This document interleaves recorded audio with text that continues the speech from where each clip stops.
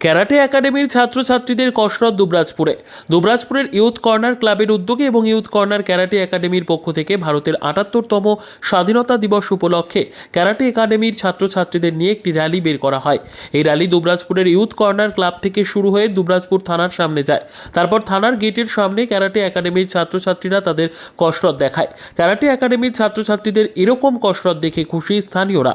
এদিন উপস্থিত ছিলেন ক্যারাটে প্রশিক্ষক তথা third dan black belt Alok Chatterjee, sensei Siddique Mia প্রমুখ। আজ থানার গেটের সামনে ক্যারাটে একাডেমির ছাত্রছাত্রীরা মাথায় ইট ভাঙা, শরীর টালি ভাঙা সহ একাধিক কসরত দেখায়।